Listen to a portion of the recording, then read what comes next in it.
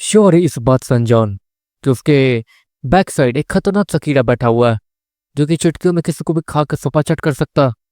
इस बात से अनजान वो तेजी से आगे बढ़ते रहता। वो कीड़ा श्योर के पीठ पे चिपका हुआ था और उसके शर्ट के अंदर था। वो इस तरीके से उसके बॉडी पे बैठा हुआ था कि श्योर को पता ही नहीं चल रहा था कि उसके बैक साइड कोई बैठा हुआ है। देखते देखते श्योर तेजी से आगे बढ़ते रहता। ये श्योर ने एक बात नोटिस की थी, श्योर का बैग वो उसके पास था ही नहीं और ना ही वो लैब में था। पता नहीं वो कहाँ गया होगा। श्योर मन मन सोचता, लेकिन अभी के लिए उसे अपने स्कूल पहुंचना था समय पर, वरना पक्का वो क्लास में नहीं जा पाएगा। ऑलरेडी 3-4 मिनट लेट हो चुका था। वो कंफर्म था कि वो नहीं जा पाएगा, लेकिन हाँ वो बस एक बार ट्राई करना चाहता था कि वो एक बार अपने क्लासरूम में एंटर कर जाए और साक्षी मैम उसको थोड़ा दया कर दे। श्योर तेजी से स्कूल पहुंचता है और लंबी सांस लेने के बाद वो स्कूल में एंटर करता। चारों तरफ बहुत कुछ पतला पतला सा लग रहा था। ये रात भर में स्कूल को पेंट किसने कर दिया है? ऐसे तो ये स्कूल काफी ज्यादा अच्छा लग रहा है। श्योर मन में सोचता और अपने क्लासरूम की तरफ बढ़ते रहता। जब श्योर अपने क्लासरूम की तरफ पहुंच जाता तो श्योर सामने साक्षी मैम को देखता जो कि पढ़ाने में बिजी थी। श्योर वहाँ पहुंचता और फिर मैं coming teacher, I am so sorry, मैं वो लेट हो गया। श्योर अपने सर को खुजाते हुए कहता। सभी लोग अचानक से श्योर की बात सुन के उस तरफ मुड़ते हैं और श्योर को देखने लगते हैं। साक्षी मैम भी बहुत ज़्यादा हैरान होती है। अरे देख, ये तो वापस आ गया। काफी सारे लोग इस वक्त ये बात करने लगते हैं। तुम यहाँ क्या कर रहे हो? साक्षी मैम श्योर कहती है, टीचर सॉरी मैं टाइम पे नहीं आया, मतलब हाँ लेट हो गया हूँ, पर आप थोड़ा बहुत ट्राई तो कर सकती है ना। आपने कितना ही पढ़ाया होगा इतने देर में, मतलब आई एम सो सॉरी मैं आपको ये कह रहा हूँ, लेकिन श्योर ये कह ही रहा था इतने में ही। तुम यहाँ कर क्या रहे हो, मुझे ये बताओगे? साक्षी मैम फिर से गुस्से से श्योर को कहती है, I am so sorry teacher, मैं कल आता हूँ। श्योर इतना कह के वहाँ से जाने लगता है। कल क्यों आओगे मतलब? साक्षी मैम फिर से श्योर से कहती है, वो मैं आज लेट हो गया तो कल ज्वाइन करूँगा क्लास, और क्या। श्योर नॉर्मली कहता और सारे बच्चे हंसने लगते हैं। साक्षी मैम उसे तो बहुत ज़्यादा गुस्सा आ रहा था। तुम्हारे जैसा लड़का नशा भी कर सकता है, मुझे पता नहीं था। अब यही बाकी रह गया था तुम्हारी ज़िंदगी में। 2 साल से गायब हो और अभी आकर यहाँ नाटक कर रहे हो। साक्षी मैम जैसे ये कहती है श्योर तो हैरान दिखने लगता। टीचर हाँ आप ये क्या कर रही है? 2 साल? मैं तो बस ऐसे ही अपनी मतलब किसी से मिलने गया था, इसके बाद मैं यहाँ तुरंत आया हूँ। 2 साल कैसे? ये आप क्या कह रही हैं? आप मजा कर रही है ना? हाँ मैं ना समझो किसी काम का नहीं हो, लेकिन इतना उल्लू भी नहीं हो। श्योर वो साक्षी नाम से कहता, मतलब तुम्हारे कहने का मतलब है कि मैं झूठ बोल रही हूँ? साक्षी मैम गुस्से से श्योर को देखते हुए कहती है, तुम स्कूल से निकाल दिए गए हो श्योर, 2 साल पहले ही। 2 साल से तुम गायब थे और तुम्हें लगता है कि तुम अभी ये नाटक करके यहाँ दोबारा ज्वाइन कर सकते हो? निकलो यहाँ से। वैसे तुम्हें ढूंढते हुए कुछ डॉक्टर्स यहाँ आए थे, लेकिन तुम्हारे बारे में किसी को कुछ पता नहीं था, और क्योंकि डॉक्टर्स में ढूंढने आए थे मतलब तुम शायद बीच में पागल हो गए थे, कहीं भाग गए होगे, जिसके बाद तुम यहाँ आए हो, और शायद तुम्हारे दिमागी संतुलन सच में ख़राब है। तो इतना कहने के बाद साक्षी मैम वो अपने फ़ोन को निकालती है ताकि वो डॉक्टर्स को फ़ोन कर सकें। वहाँ के सारे बच्चे और साक्षी मैम ने यही चीज़ों को कनेक्ट किया था। डॉक्टर फ्रिया ने श्योर को ढूंढने के लिए कुछ डॉक्टर्स के यहाँ भेजा था, जिसकी वजह से अभी लोगों को ये लग रहा था कि श्योर उसका ट्रीटमेंट चल रहा है और डॉक्टर्स इसलिए उसे ढूंढने आए थे, और श्योर फिर से भागकर स्कूल आ गया 2 साल बाद, और सभी को ये कह रहा है कि वो तो अभी भी गया था और वगैरह वगैरह। साक्षी मैम जैसे ही डॉक्टर्स को कॉल लगाती है, साक्षी मैम वो थोड़ा हैरान दिखने लगती है।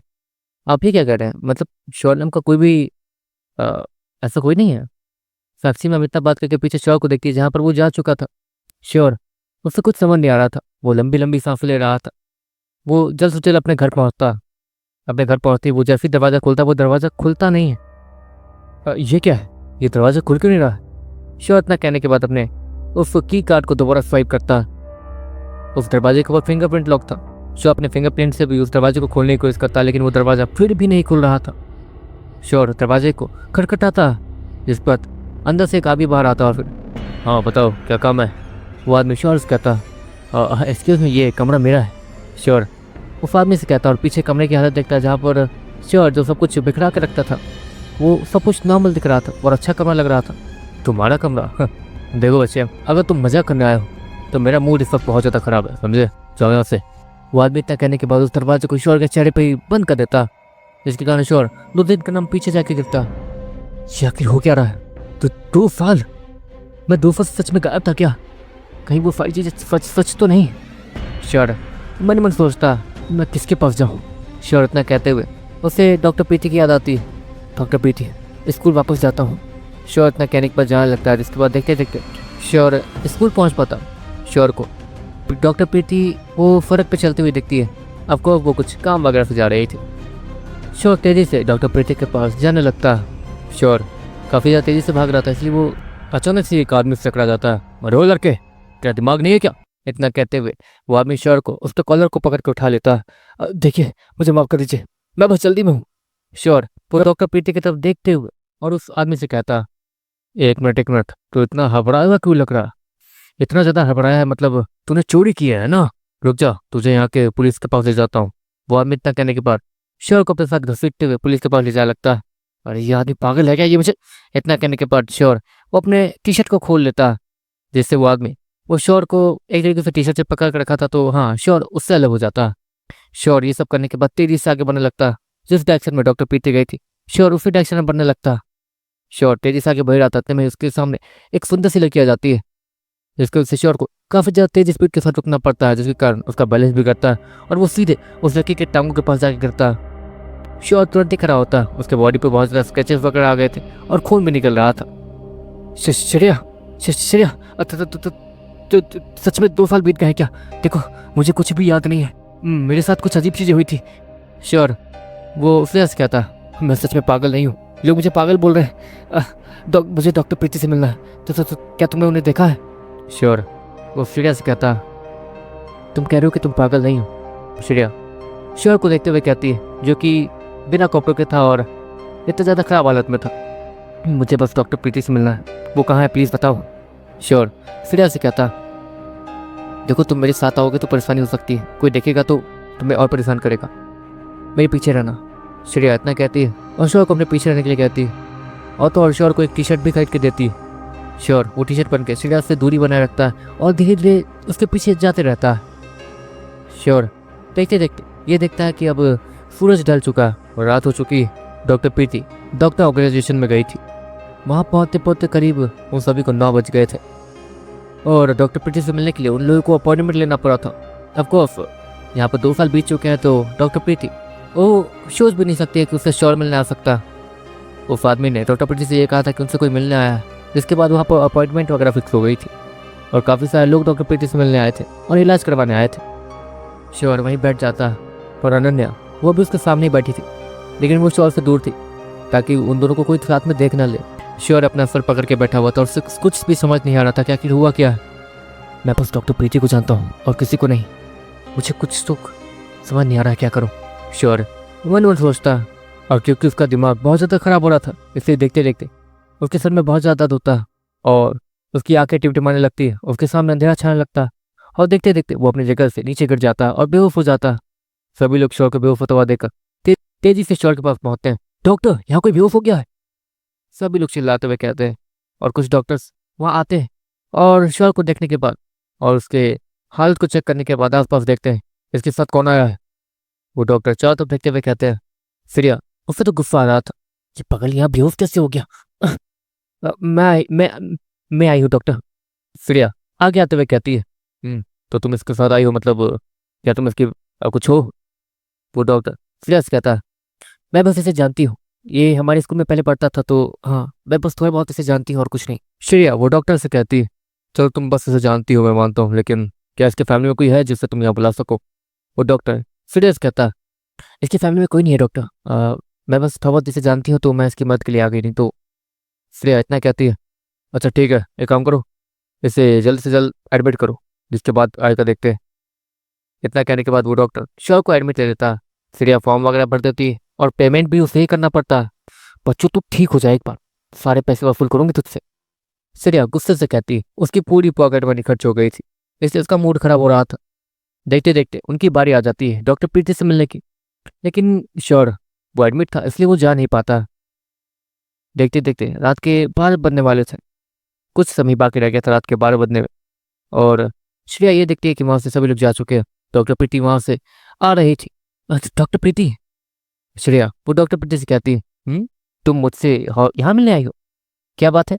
वैसे आज माफ़ कर देना, आज मैं स्कूल नहीं आ पाई, मुझे आज के दिन स्कूल से छुट्टी चाहिए होती है यहाँ सब कुछ संभालने के लिए। तो डॉक्टर प्रीति वो श्रेया से कहती है, अरे वो छोड़िए, श्योर वापस आया था, वो कह रहा था कि उससे आपसे मिलना है, इसलिए मैं उसे यहाँ ले आई और वो अभी एडमिट है, वो बेहोश हो गया था। तो फिर यार डॉक्टर प्रीति से कहती है, ये क्या कह रही हो? वो तो गायब हो गया था ना, वो वापस आ गया? डॉक्टर प्रीति हैरानी से कहती है, हाँ वो उसमें एडमिट है, उस रूम में। इतना कहने के बाद चिड़िया वो डॉक्टर प्रीति को लेकर वहां जाने लगती है। लेकिन जब वो लोग दरवाजा खोलते हैं तो श्योर वहां से गायब था। अच्छी बात है, वो लड़का तो यहीं पे था। और तो और उसके पेमेंट, उसके जितने भी दवाई के सब कुछ मैंने।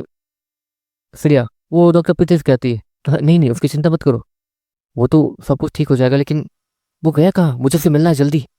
डॉक्टर प्रीति सीरियस कहती है, मुझे भी नहीं पता, वो तो कुछ देर पहले यहीं था, मैंने उसे देखा था बाहर से ही। श्रेया हैरानी से कहती है, वो इस बात के लिए श्योर थी कि श्योर है वो बाहर नहीं आया था। दरवाजे के उस तरफ तो उसकी नजर थी। जिसके बाद डॉक्टर प्रीति काफी सारे लोगों की मदद से श्योर को ढूंढने की कोशिश करती है, लेकिन उन्हें श्योर नहीं मिलता। लगता है वो फिर से कहीं चला गया, पता नहीं क्यों, क्या हो रहा है इस लड़के को। श्रेया एक काम करो, तुम मेरे साथ घर चलो, अकेले मत जाओ। इतना कहने के बाद डॉक्टर प्रीति वो श्रेया को लेकर उसके घर चली जाती है ताकि वो उसे ड्रॉप कर सके।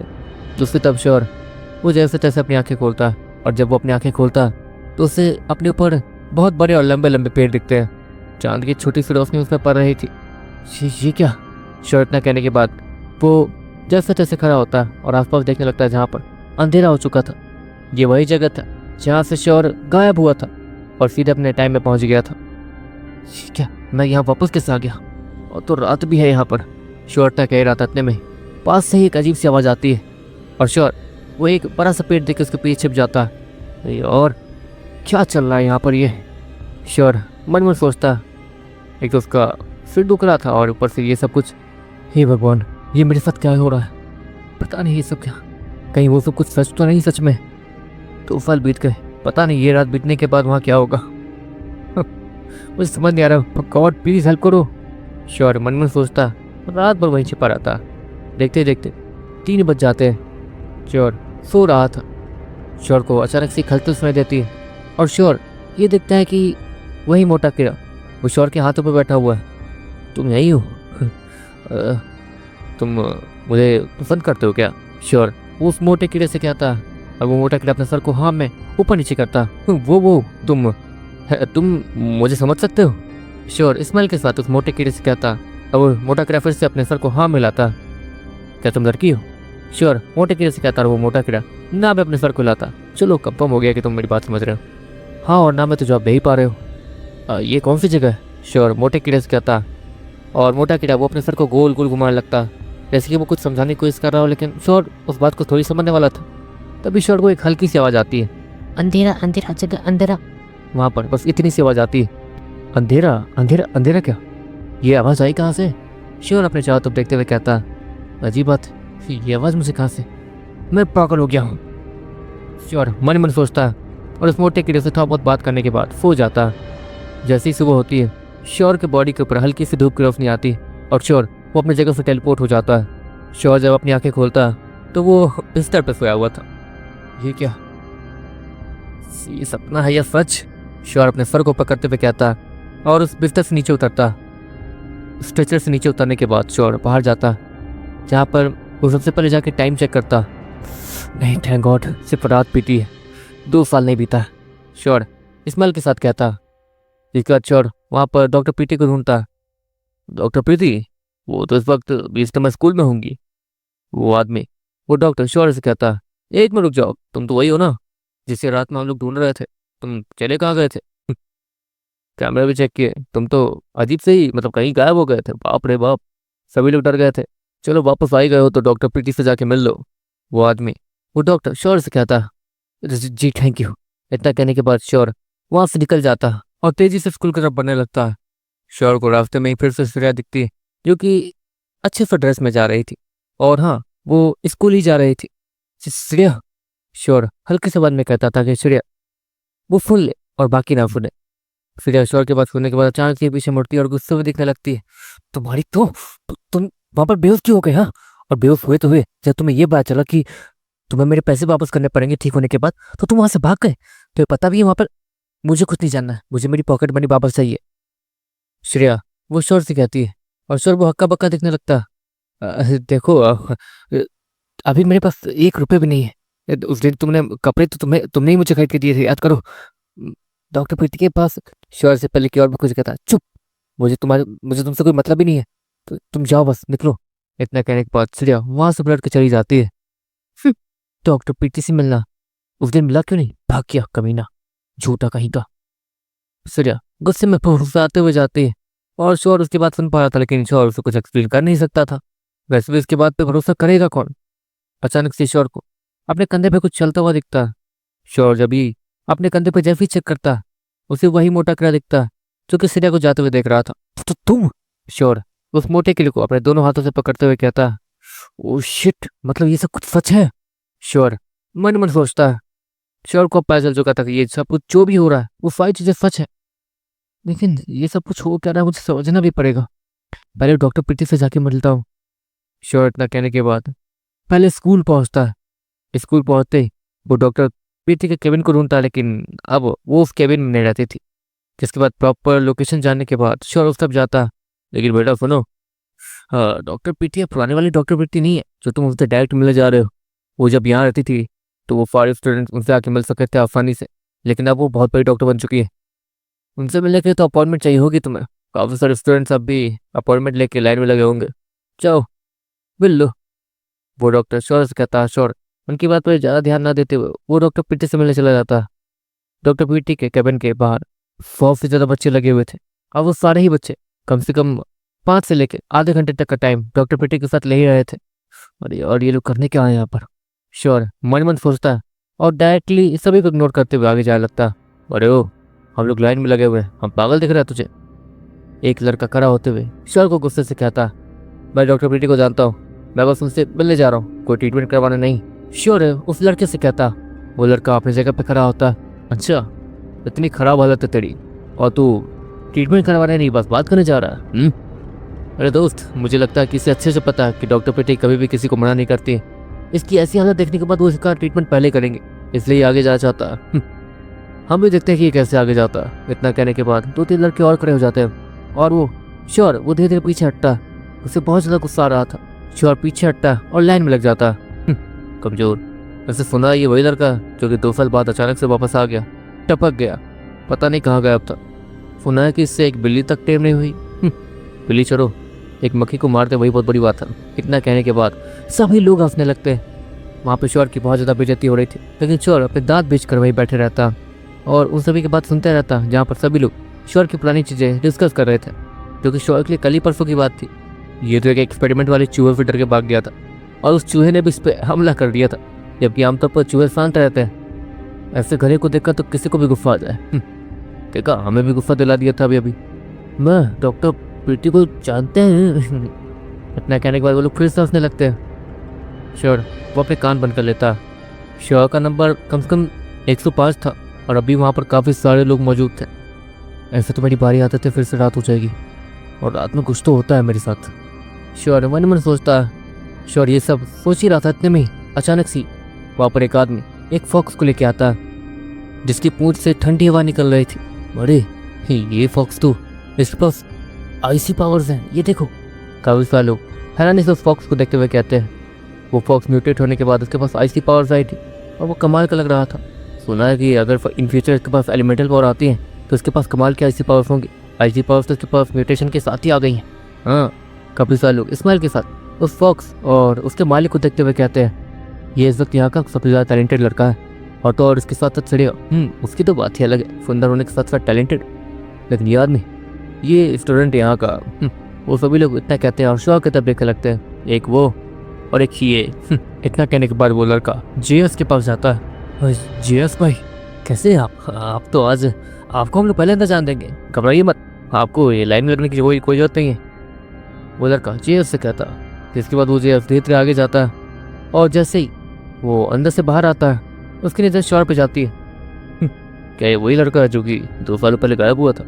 और सभी लोग इसका मजाक आज तक उड़ाते हैं। जेएस सभी लोग ऐसे कहता, लेकिन शोर ने तो अपने कान बंद कर रखे थे और वो अपनी आंखें भी बंद कर चुका था, मतलब वो किसी भी चीज़ में ध्यान नहीं देना चाहता था। तो तुम लोगों को मजे चाहिए?